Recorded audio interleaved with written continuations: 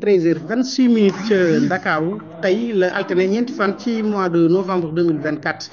ñu dikk ak yéen ci mbirum Ahmed Ndoye di journaliste chroniqueur fële ca Sen TV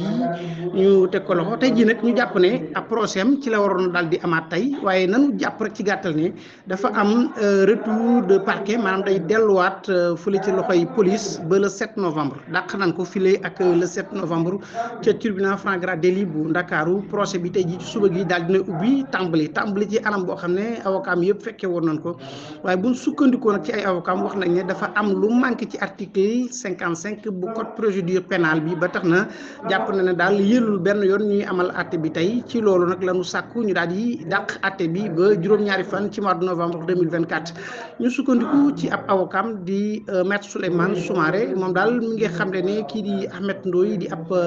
clientam danoo ñàkk respecté lii di ay droit am ba tax na daal loolu buñ ca sukkandikoo kon ni ñu ko tegee loxo ak anam yi ñu ko bëgg a àttee jaarul yoon ba tax na daal li ñuy sàkk mooy ñu annuler carrément procédure bi xanaa ubbiwaat beneen l'enquête bu bees ndax danoo gis ne moom Ahmed Ndoye mi déglu nañ ko déglu boo xam ne kenn yëgalu leen ko ci biir loolu tamit ci maître Amadou Sall daal dina xam ne kii di ab clientam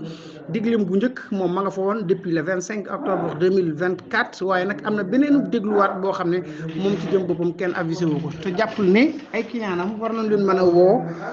ci benn yoon boo xam ne wuruñu mën a dégg waxtaan yi nga xam ne moom la ñuy war a waxtaan ak ñoom waaye ñu wëy ci xibaar yi ba tey rek ci lenn ci ay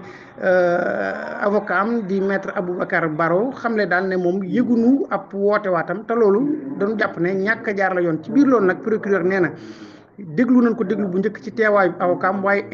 interrogatoire bi nga xam ne amaat na maanaam dégluwaat bi ko enquêteurs yi dégluwaat soxlawul waxtu wu nekk ci procédure bi ñuy woo ay avocat am ngir ñu ñëw di fekke si déglu boobu ñu koy déglu waaye ci biir loolu lépp nag dàq nañ ko ba juróom-ñaari fan ci mois d'octobre di fàttali tamit ne moom Ahmed Ndoye mii beneen policier ki nga xam ne daal jàpp na ne moo ko joxoon permis d'attestation wala moo ko joxoon kayit yu ñu attesté woon permis de conduire am kooku daal dafa nekk complice ci mbir mi moom ñu ngi koy woowee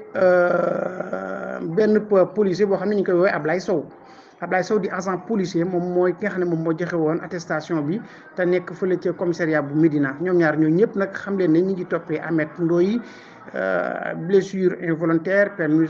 conduire sans permis ak faux usage de faux bu dee Ablaye Sow mi nga xam ne mooy agent bu commissariat de la Médina moom nag ñu ngi koy toppee attestation bi mu defoon poursuivi complice et les deux prévenus ñoom ñi ngi xaaraat beneen procès bi war a jëm ci le 7 novembre ci gàttal kon mbirum Ahmed Ndoye dàqaat nañ ko bu juróom-ñaari fan ci mois de novembre FPGW